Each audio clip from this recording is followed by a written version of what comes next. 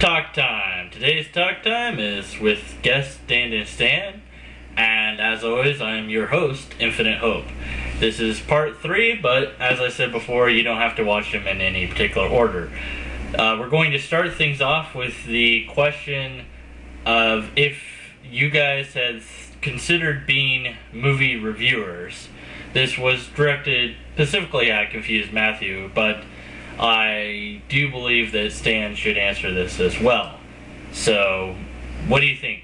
Do you want to pursue a career in being a film critic?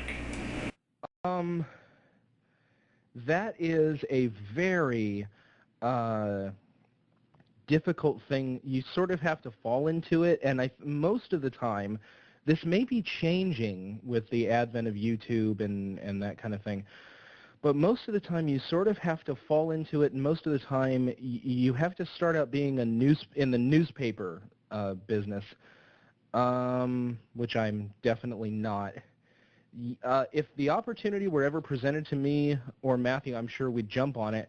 But as it is now, there's really no practical way that we could go about doing it, I think, unless we came up with some creative ideas of how to pitch that kind of thing as a newspaper article or a television show or something.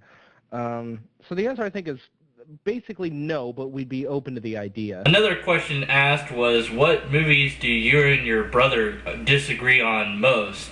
It was said that there's too many to list, but if you could name off a few.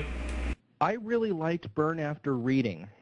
Confused Matthew will not review comedies, and I think it's very wise, a very wise position about why he won't do it, because comedy is subjective. What's funny to somebody is that we can talk about art and whether or not it's good, generally, and films and whether they're constructed well, but when it comes to what is and isn't funny, it's really subjective. I agree with him about that, but nevertheless, I thought Burn After Reading was a well-made, well-written, and very funny film, and he didn't think so.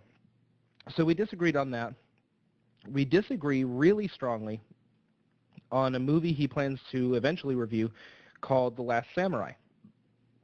I really liked it, and he really didn't. And he has good reasons for not liking it, but I don't think, just like we were talking about the A Wizard Did It kind of thing, I thought that the movie as a whole transcended its flaws. I loved the style of the film. I loved the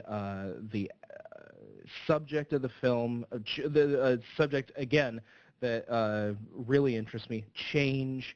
And there are all kinds of movies about that and in the same style that have been done better, but I didn't think the movie itself was bad, and he did. Switching gears, you keep mentioning art, and I know that you're a musician, so if you could talk about how you got into music and music in general.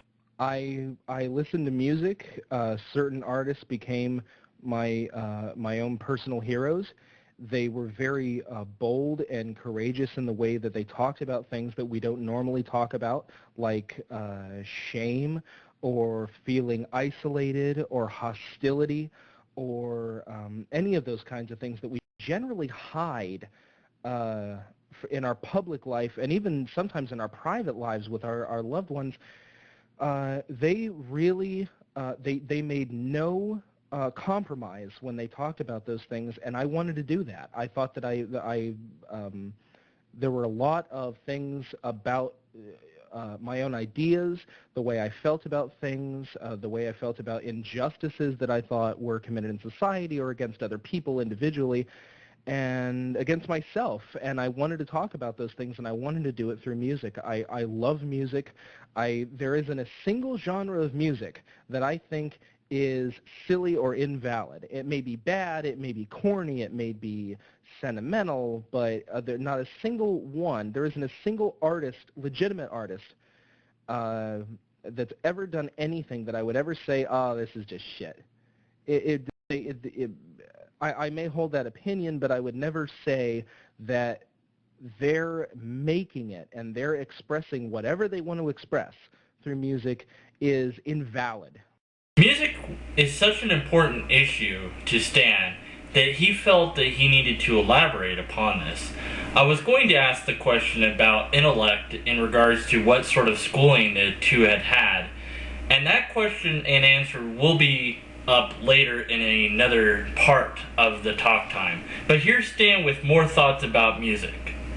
The part of my fascination with music, a small part of it, but it leads to a bigger fascination with something else, is what I call youth culture. And that's a word that's used generally in society today that I don't think is very well defined.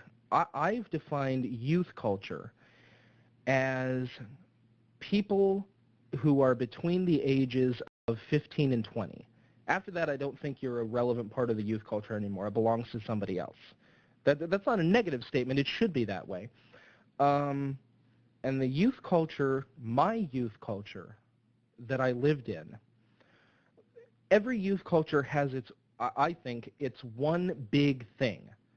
The 60s had the civil rights movement and the way that the artists and the youths responded to that.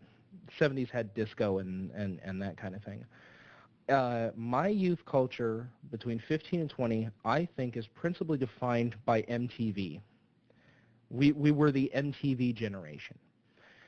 And I was thinking about this, and I thought about the fact that MTV, first of all, MTV today reminds me of the monarchy in England.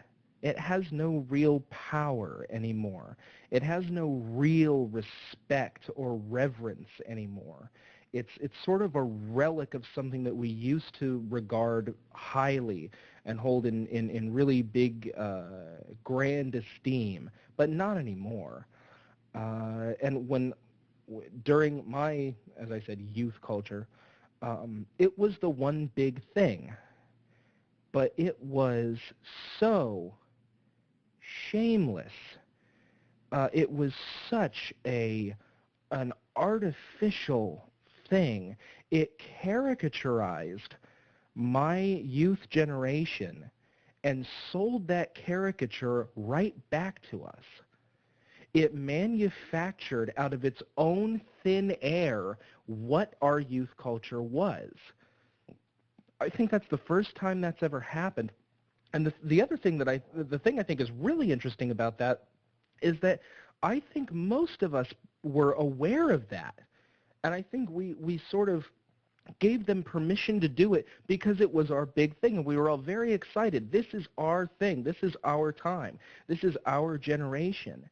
And I think the excitement over having our one big thing made us sort of acceptable and open to how shameless and barbaric it caricaturized us.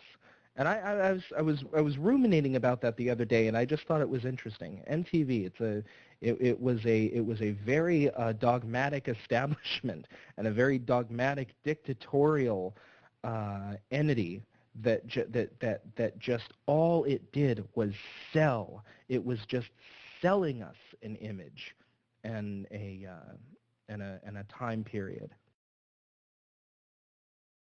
Okay, switching gears, you keep mentioning art, and specifically, I know that you're a